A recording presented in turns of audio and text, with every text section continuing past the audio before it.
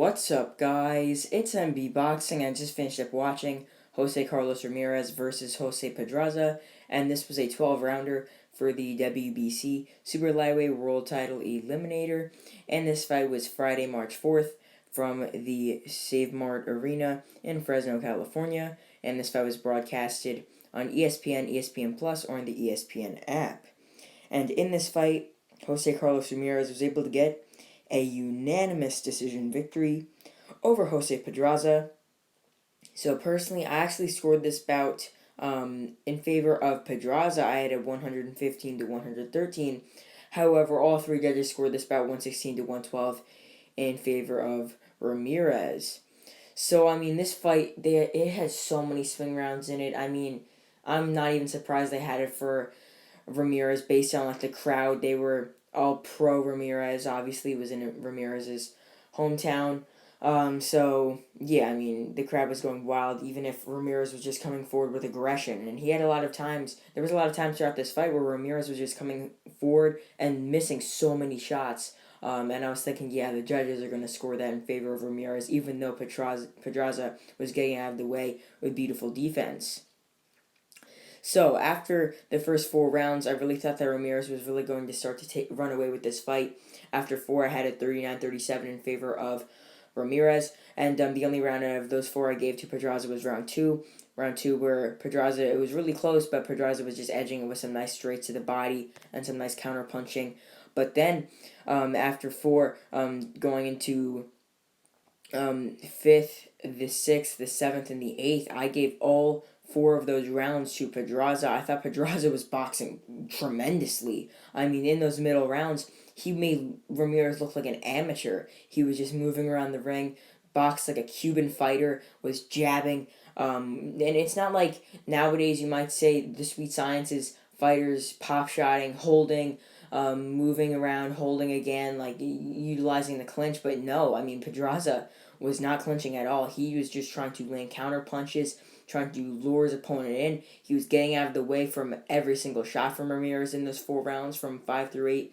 So, he was boxing tremendously in those rounds. That's why I gave all of them to Pedraza. And that's really where he scored most of his points in this fight, in those middle rounds, boxing beautifully, landing those straight lefts down the pipe. And if Pedraza had more power, like, for example, Josh Taylor's power, he could have definitely dropped Ramirez because he was catching Ramirez with the same shots. Specifically, that pull left counter that Ramirez got dropped against Taylor. He was landing a lot of those, but obviously, Pedraza being the smaller man naturally when it comes to weight, known for winning belts at 130 and 135. Here at 140, put in a good performance, but still lost nonetheless. But really, the last couple rounds, they really could have went either way. From rounds 9 to rounds 12,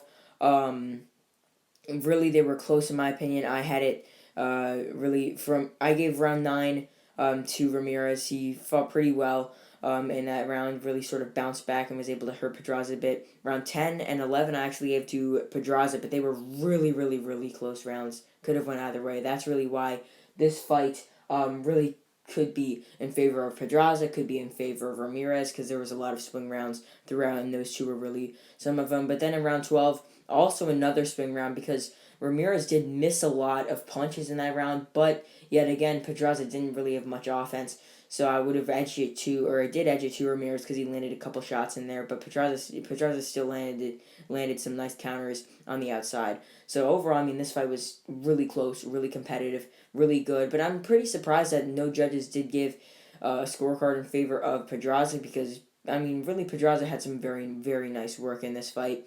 So that being said, what is next for Jose Carlos Ramirez? Winning here, and this was for an eliminator. And really, the super lightweight division is super open right now, or it could be super open if Josh Taylor does move up.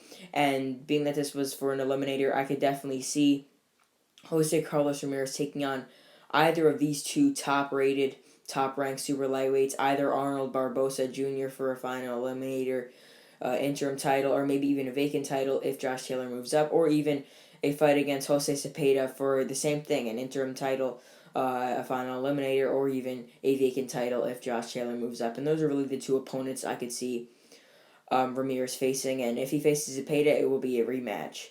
But as for Jose Pedraza, losing here for the fourth time, but he put up a valiant effort, arguably won this fight. I mean, on my scorecard, he won it. Very close fight, but still, he boxed beautifully, and I would love to see him again against someone like an undefeated up and coming contender like Julian Rodriguez, like someone like that would test him, but that he would get the victory. But then after that, I would love to see Pedraza back in the ring again against another top 10, maybe even top 15, or even top 5 super lightweight in the world.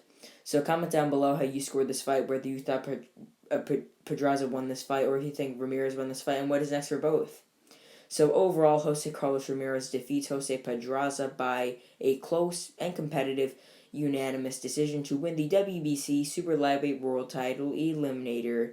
And yeah, that's really it. I'm MB Boxing. Thanks for watching, and I'll see you guys later.